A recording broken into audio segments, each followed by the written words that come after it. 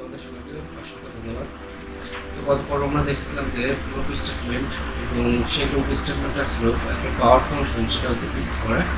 তো এখন আমরা সেটা দেখবো যে সেই পাওয়ার ফাংশনের মধ্যে আরও থাকতে পারে 1 স্কোয়ার, 2 স্কোয়ার, 3 স্কোয়ার, 4 স্কোয়ার বা n স্কোয়ার শেষ পর্যন্ত, বা এরকম অনেকগুলো পাওয়ার ফাংশন থাকতে পারে। তো আমরা এটা দেখি যে 1 স্কোয়ার, 2 স্কোয়ার, 3 স্কোয়ার এটা।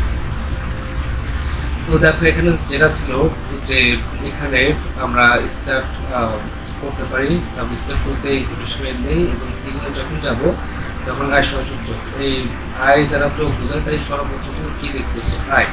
তো সেখানে আমরা প্রথমত কী দেবো 1 এবং এস হচ্ছে একটা ঝুড়ি সবসময় ভাগ থাকবে, এটা আমরা জানি। এবং স্টেপ 4 হচ্ছে আমাদের এই ঝুড়ির সাথে কি যোগ হচ্ছে এস প্লাস আই। আয় হচ্ছে কোনটা, আর মান হচ্ছে 1, তাহলে 1-এর পর কি আছে স্কোয়ার, তাহলে আমরা এখানে কি করতে পারি 1-এর পর স্কোয়ার করে দিতে পারি। ওকে, তো তারপর দেখো আয় সমান সবসময় এখানে ইনক্রিমেন্ট এবং ডিক্রিমেন্ট হয়। তো এখানে নিচে দেখো 1 2 3 4 এবং অর্ডার পর্যন্ত চলবে। তো এখানে ইনক্রিমেন্ট হচ্ছে এক এক করে, তাই আয় সমান আই প্লাস 1।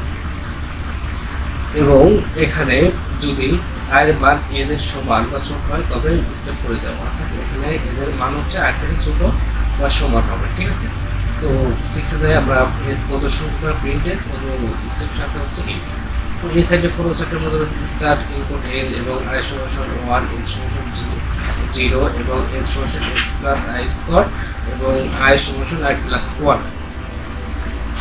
এই যদি আয়ের মান এর সমান হয় বা ছোট হয়, তাহলে যদি এটা ইয়েস হয় তাহলে সেটা 4 নং ধাপে যাবে এবং সেই প্রোগ্রামটা সে স্টেটমেন্টটা কাজ করবে। এবং যখন এটা হবে না, যখন অতিরিক্ত বড় হয়ে যাবে এক সময় কাজ করতে করতে, তখন সে এটা কি করবে, তার কন্ডিশন সত্য মিলবে না, তখন সে নো করে দেবে। তখন আমরা কি করবো প্রিন্ট প্রদর্শন করবো, তারপরে এটা করবো। ওকে, তো এটা আমরা দেখি আমরা ফ্লোচার্টের এটা আমরা কোড লেখার মাধ্যমে কিভাবে করতে পারি।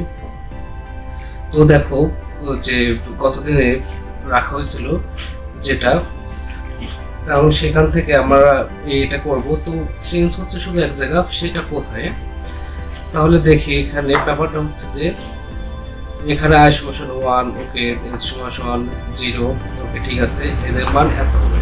তো এখানে হচ্ছে ফর লুপের মধ্যে কাজ করব, যেখানে আমার আই সমান 1, ঠিক আছে, ওকে, আয়ের মান in condition I increment equal to 1 করে এস সমান এস প্লাস পাওয়ার ফাংশনের 2 কমায়, অর্থাৎ 2 উপর আয়, অর্থাৎ 2 উপর স্কোয়ার ছিল, এর জন্য এটা ছিল। ওকে, তো এটা দেখো 2 উপর আই বলতে বোঝায় হচ্ছে a, b, এরকম বোঝালে আর এর উপরে বি বোঝায়। তো এটা ব্যাপারটা হচ্ছে এখানে এই পাওয়ারটা বসছে, কিন্তু এখানে আমাদের আছে যেটা, সেটা হচ্ছে এস প্লাস আয়ের পরে স্কোয়ার, অর্থাৎ এস প্লাস পাওয়ারের এবং আয়ের পর, অর্থাৎ এখানে প্রথমটা হবে চেঞ্জ শুধু হবে এখানে আয় এবং এখানে আর যা কি হবে 2 আর পরে স্কোয়ার।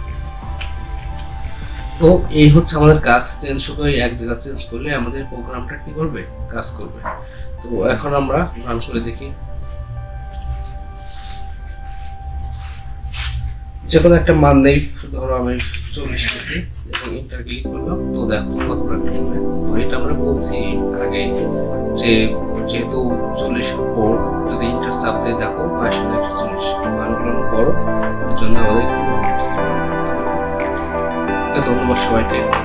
একটা রিকোয়েস্ট থেকেই থাকে, যদি ভিডিওটা ভালো লেগে থাকে তাহলে চ্যানেলটা সাবস্ক্রাইব করে রাখো এবং কমেন্টস করে জানিও, যেখানে বুঝতে পারো না সেটা অবশ্যই জানিয়ে দেবো কমেন্টসের মাধ্যমে, কিংবা সরাসরি আমার যে ফোন নাম্বার আছে এখানে ফোন করতে পারো কিংবা ইমেল করতে পারো। ওকে, আর নোটিফিকেশনটা অবশ্যই মাস্ট বি অন করে রাখবা, যাতে নতুন ভিডিও আপলোড করলে যাতে তুমি সবার আগে পেয়ে যাও। তো